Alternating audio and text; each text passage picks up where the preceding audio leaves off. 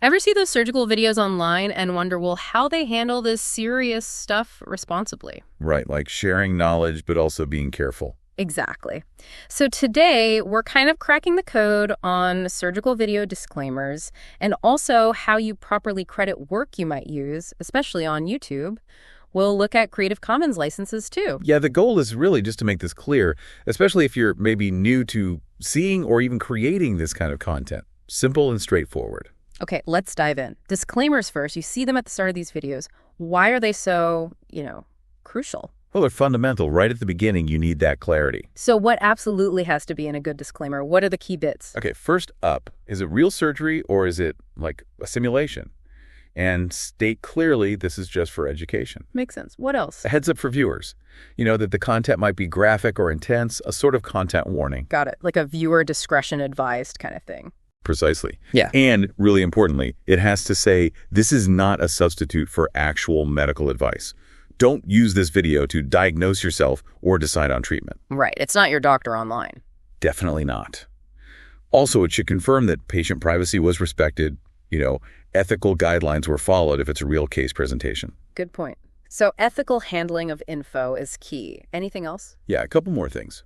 It's good practice to mention that surgical techniques can vary. What you see isn't the only way. Ah, okay. So it's one example, not the definitive method. Exactly. And watching the video doesn't give you medical training or any kind of certification. Obvious, maybe, but needs saying. Yeah, better safe than sorry.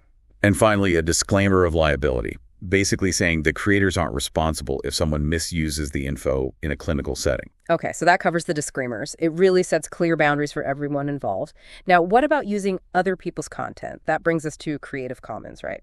Specifically, CC BY 4.0.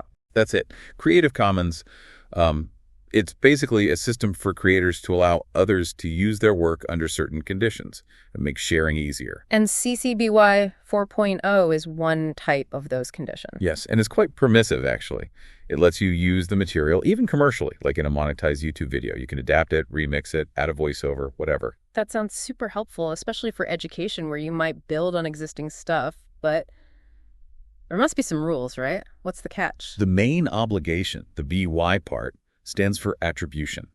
You must give credit to the original creator. It's non-negotiable. Okay, give credit. What else? You need to provide a link to the license itself, the CC BY 4.0 license. This lets others know the terms too.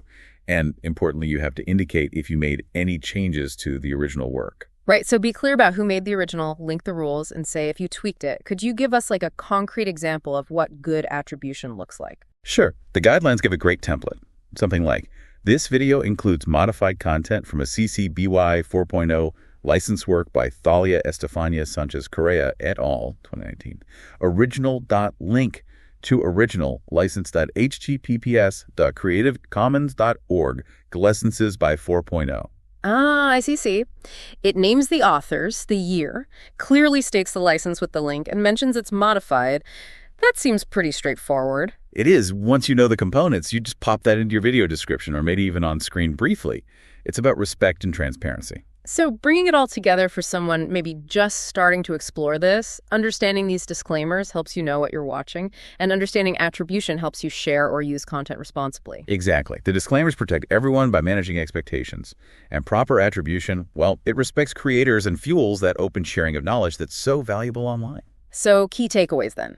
Look for those clear disclaimers in surgical videos. They matter. And if you're using CC BY stuff, remember, give credit where credit is due. Simple as that, really. It really is. And stepping back, it makes you think. We focused on surgical videos, but these principles of transparency and ethical sharing, where else online could we really benefit from applying them more rigorously? Something to chew on.